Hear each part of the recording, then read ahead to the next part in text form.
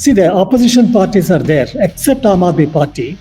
I find that there is a laid-back attitude among all the other political parties. When such a huge fraud is taking place, which I'll come to later, the kind of different dimensions of the fraud, other political parties seem to take it easy. Has our opposition as a group, has it become very weak? This doesn't augur well. See, whenever there are more than 5 names at a given address, you should get a suspicion. So what you should do is you must go verify how many people are there, are they genuine? And these days of Aadhaar linking and whatnot, it's very easy to trace, falsity. If there are false Aadhaar cards, you can trace them. So the entire election machinery seems to be completely dysfunctional. But today, the silence, blind belief in themselves, I think has certainly caused a very serious aspersion on the integrity of the Election Commission of India. The only way to shake the Election Commission is by people's pressure. It's a difficult thing, it's a slow process, but there is no alternative. The State Bank of India, which is supposed to handle electoral bonds money, they've got a BJP representative on the board. These are all conflicts of interest. Anybody with a common sense, anybody with a sense of responsibility, would I ask them, I said, invoke your power under under the relevant article of the Constitution and exercise your power and ask them to remove these representatives. This Chief Election Commissioner makes a statement recently. He made a statement which I referred to in my letter. He says, I'm just waiting to retire and I want to detoxify myself by going to Himalayas. I want to tell Mr. Rajiv Kumar that India's democracy requires detoxifying itself. Hello and a warm welcome to HW News Network, your one-stop show, truth be told, for some engaging and thought-provoking conversations.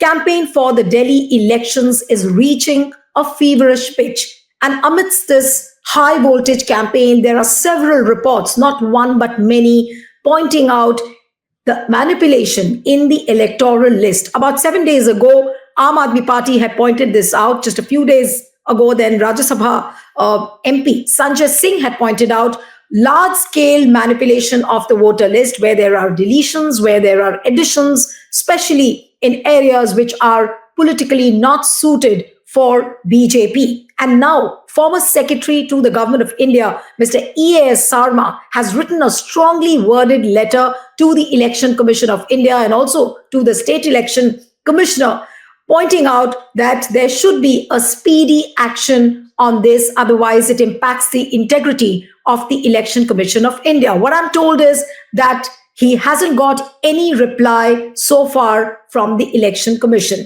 We are joined this evening by Mr. EAS Sarma, who's there with us on the show. So thank you so much for joining on HW News Network. And my first question, that since you haven't got any reply, since the political parties have been pointing this out and they also haven't got any cogent answer, given the fact that just a few days ago when the Delhi election dates were announced, and that day Rajiv Kumar made no bones about the fact that there is nothing wrong in the electoral process. Everything is very hunky-dory. And so what would you really say to this kind of an attitude by the Election Commission of India? This is a very disturbing press interview given by Sanjay Singh, a very respected member of Parliament, Rajya Sabha. It actually raises 3 important issues. One is that senior leaders of a political party, here it's BJP, should lend their names and addresses to add many names to the electoral rolls, absolutely in a very suspicious way, and with probably an intent of falsifying the electoral rolls. That means winning at any cost, no ethics, no legality. So we have to win the elections at any cost. It's something very, very serious. Now the second point is, see, the opposition parties are there, except Aam Aadmi Party. I find that there is a laid-back attitude among all the other political parties. When such a huge fraud is taking place, which I'll come to later, the kind of different dimensions of the fraud. Other political parties seem to take it easy. Has our opposition as a group, has it become very weak? This doesn't augur well for India's democracy. Now, the third one, the Election Commission of India, the election machinery. I was handling elections at one time in government of Andhra Pradesh, combined Andhra Pradesh. See, whenever there are more than 5 names at a given address, you should get a suspicion. So what you should do is you must go verify how many people are they genuine? And these days of Aadhaar linking and whatnot, it's very easy to trace, falsity. If there are false Aadhaar cards, you can trace them. So the entire election machinery seems to be completely dysfunctional. And when these things are happening, should citizens go to the Election Commission and complain? They don't respond. Should political parties go there? They don't. In fact, whenever political parties go there, the tendency of the 3 election commissioners is they say it is they are trying to confuse the issue, that kind of thing. So these 3 are very, very important. In my view, I think what is happening, if it is proved to be correct, Sanjay Singh's disclosures, I think it's a fraud on the constitution, it's a fraud on India's democracy, and also it's a fraud on the people of India. So this is something very, very serious. I wanted Election Commission by now, they should have investigated this. They should come out with something. And one of the... Mr. Sarma, forget about the investigation. That looks too far-fetched. But if you have a Chief Election Commissioner of India saying it on record that there is nothing wrong, and as far as voter deletions and additions are concerned, he that day in the press conference said that no, we are verifying everything. There is nothing wrong. There's no addition or deletion. All is happening in a very structured manner. Now, if he's not ready to acknowledge this, despite so many complaints and despite a letter like yours, which you have written to the Election Commission of India, and if they are so impervious to all these concerns, so how does one shake the Election Commission of India to some kind of a movement towards this so that, they at least take one step forward on this? Here, one should understand that falsification of electoral rolls is a very serious offense under the Representation of People Act 1950, Section 31. It's an offense punishable with an imprisonment of 1 year. It's a very serious offense. Now, the second thing is under Section 32 of the same Act, any officer who colludes with anybody who is trying to falsify the electoral rolls is himself an offender. So under both these provisions, this is an offense, serious offense. Now, the third thing is under the Bharatiya Nyaya Samhita, which has replaced IPC and all that, there is a section 60 under which if you abet an offense under any other act, it's an offense itself. So it is neither ethical nor legal. Now, for the Election Commission of India to keep quiet and keep defending everything. See, by now, Election Commission should have taken the list given by Sri Sanjay Singh. Bit by piece, they should have given clarifications. No, it is not correct, it's not correct. Then people would have, reposed their confidence in the election. But today, the silence, blind belief in themselves, I think has certainly caused a very serious aspersion on the integrity of the Election Commission of India. The only way to shake the Election Commission is by people's pressure. It's a difficult thing, it's a slow process, but there is no alternative. Election Commission should not think that they can take all the people for a ride all the time. Somewhere they will, taste the bitter taste of this. I think they should realize that. That is the intention of my letter, was that I knew that the Election Commission would not reply to this letter. They have not replied my earlier letters also. But the idea is that a discussion like this with you and discussion among the people, many people have written to me on this. So that kind of a thing is very important. Now, let me also tell you one thing, that the BJP is, as I mentioned to you, this attitude to win an election at any cost and remain in power forever, it's a dangerous tendency in a democracy. It doesn't really fit well with a democracy. Now, how many kinds of, complaints have come? One is, of course, falsification of electoral rolls, inclusion, and also deletions. I've come across many deletions. Important people, their names are removed. And the second thing is threatening voters. These days in the election commission, the electronic voting machine doesn't have a totalizer. In the olden days, what we used to do when we got all the votes from booths, we used to mix them so that you don't know the identity of the booth. So here, booths are basically colonies, caste-wise, religion-wise. So it's better to mix them so that there is anonymity. But they are not using it. So what is happening as a result of this? There is a lot of threatening of voters, saying that if you vote, we'll see, what will be careful and all that. Now, the other important thing is, inherently, this electronic voting machine system is illegal. Whatever the courts say, I, as a voter, I, as a citizen, I don't know where the vote is going. It's a black box. Mr. Sarma, did you hear Mr. Rajiv Kumar saying that, all this talk about bringing back the ballot paper would derail the democracy? He said it on record. Mr. Rajiv Kumar has already derailed democracy. He doesn't require anybody's help for that. Mr. Rajiv Kumar and his very able two election commissioners have already derailed democracy. And they've lost confidence, public confidence. Now look at this. The electronic voting machine, that way I said illegality. Now, important thing is, today, influencing polling officers. Merely, everywhere it is going on. And I remember I wrote a letter to the election commissioners on hate speeches by very senior political leaders. All of us know the names. Hate speeches. Now, this chief election commissioner had the audacity to tell the press, these are two senior political leaders and we deliberately condone. Who is he to deliberately condone? There is a law of the land. Who is he to twist it? Who is he to condone? He has no authority at all. He should not have made that statement. No responsible person would have made that statement. Now, the other thing is manipulation. Electronic voting machines, I think I came on your channel several times. Electronic voting machines, if you ask any computer expert, there are 4 segments where it can be manipulated. Whether it is manipulated or not, it is vulnerable to manipulation. Now, no reply. I wrote to the election commission, they don't even reply. They're blind to the electronic voting machine technology. They don't even look at this technology. Every day they worship the electronic voting machine as though it's a deity.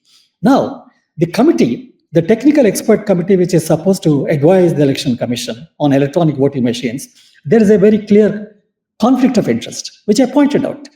They have not replied. And all of us know that Bharat Electronics Limited and Electronics Corporation of India Limited, both the boards have BJP representatives. And they are supposed to deliver these electronic voting machines.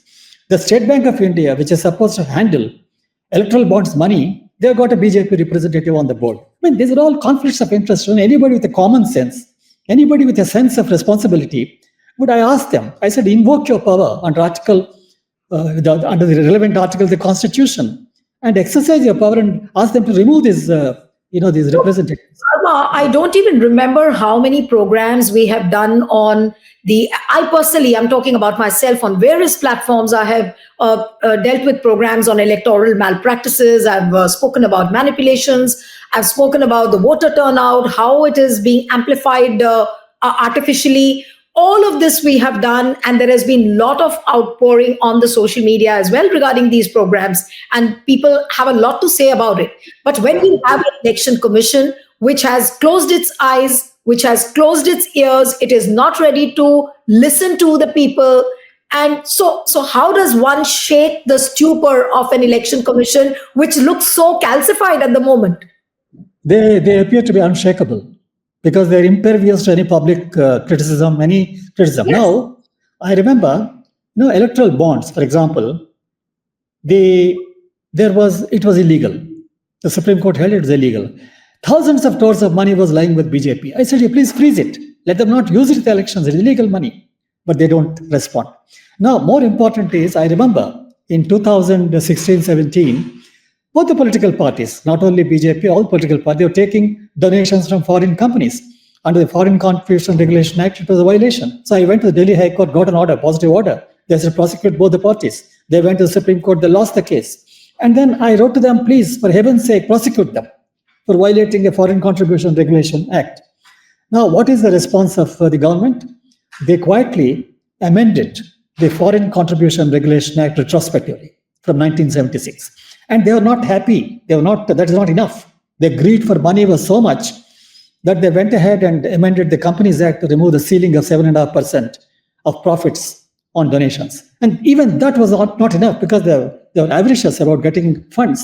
So they went and introduced this egregious electoral bonds scheme. It's illegal. So in several ways, and then they were using electoral bonds to extort companies to collect donations. I mean, this is not democracy. It should not have happened. So these are many things on which the Election Commission, then of course I wrote to the President of India.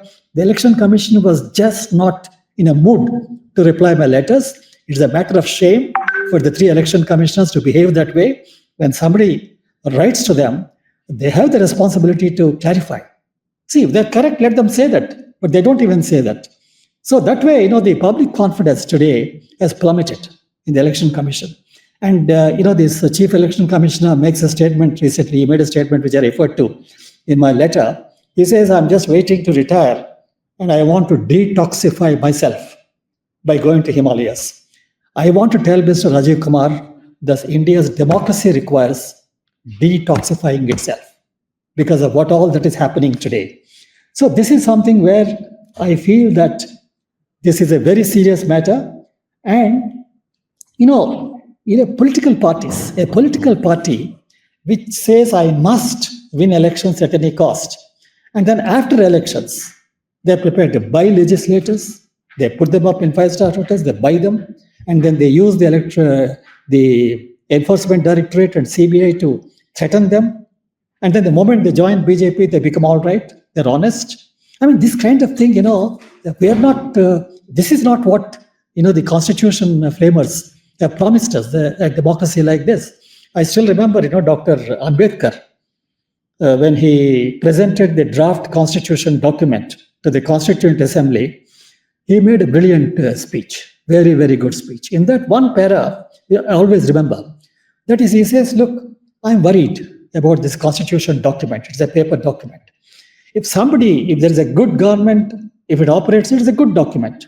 If a bad government operates, it is a bad document. Then he says, I'm worried about landslide victories.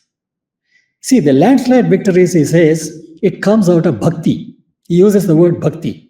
He says, bhakti in religion, I don't know.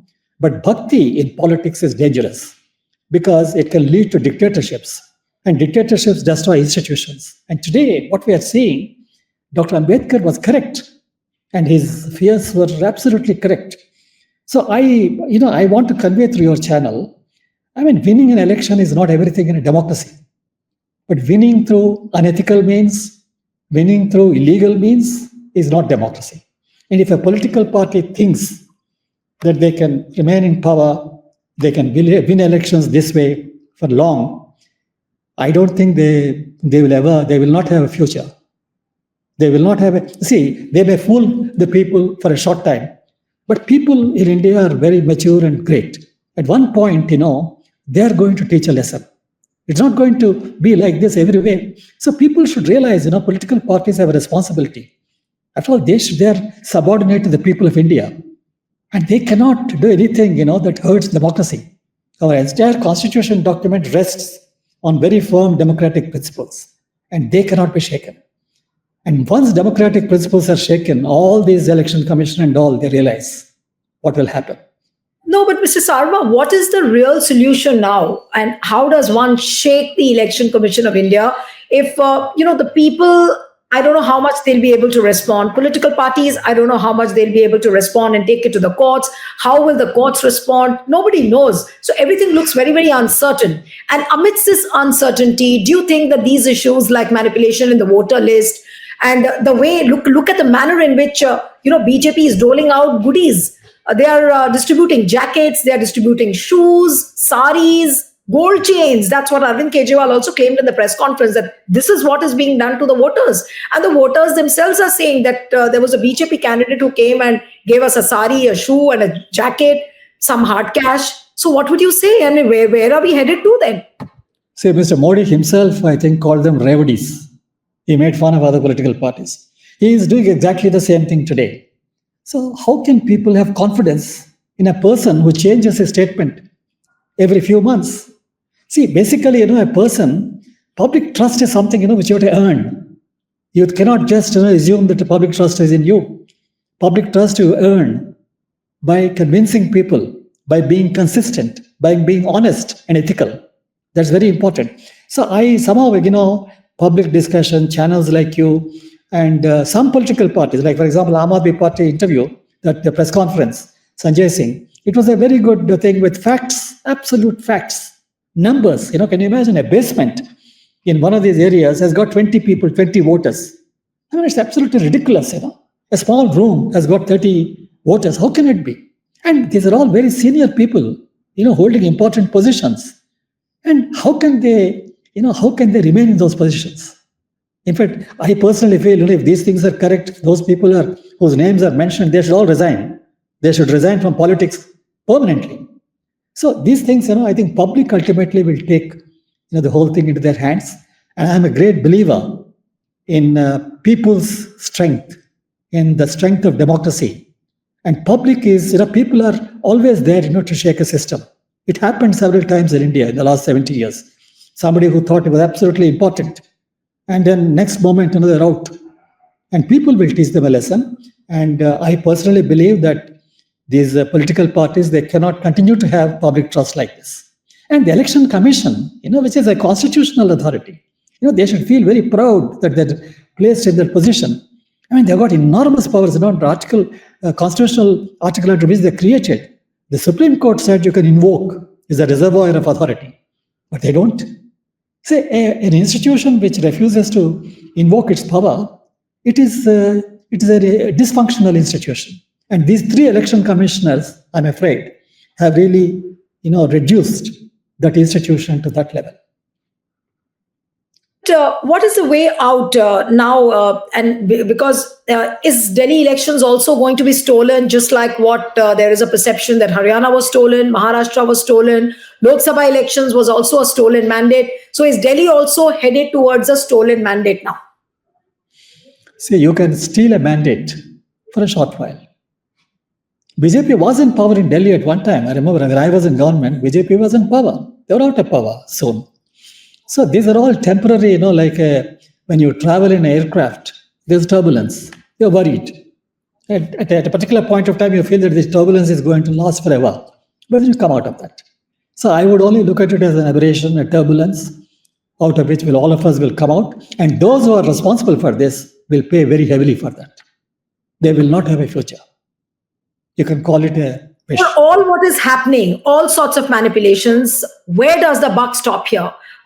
When you see a democracy being dug up like this, the foundations of democracy, when they are dug up in a country like this, where does the buck stop? Does it stop at the Prime Minister? Does it stop at the Chief Election Commissioner of India? Or because it involves the entire system? Now look at the recent investigation which was done by News Laundry.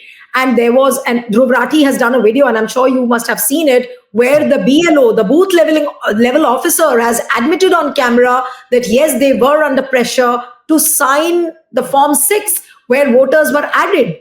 And she admitted it on camera. There was a lady, I'm forgetting her name, but she admitted it on camera. So for all this, when the entire system has become crooked, where does the buck stop? The buck stops the people. Nobody else. I think it's the people. I have a program in Visakhapatnam. How will people decide the fate of Rajiv Kumar, or how will people decide? No. What happens, from below, a swell comes. We've got a Praja Manifesto program here going on in slums. And slums, for example, they want candidates to give them a written assurance that we will attend to all these problems and we'll report to you every 3 months. And initially, everybody thought it was a joke. But now, these people, leaders are afraid to go to the slums and ask for votes because you turn back and say, you sign this. This is what we introduced here. No, these are all small initiatives. But I think, finally, there will be a wave-like thing which will, put back the system, reboot the system, computer language. So I am very confident, I'm an optimist, and I'm sure it will happen. But I'm very happy that this kind of a discussion is taking place all over. I'm sure many other people are discussing like this, and I've already seen people writing on this. So let us hope, we should be optimistic in this. Thank you so much, Mr. Sarma, for joining, and it's always a pleasure having you on the program, sir. Thank you. Thank you very much. Stay ahead with our cutting-edge news app. Instantly access the latest shorts in just 1 minute and breaking news in just 50 words. Download now for a smarter, faster news experience.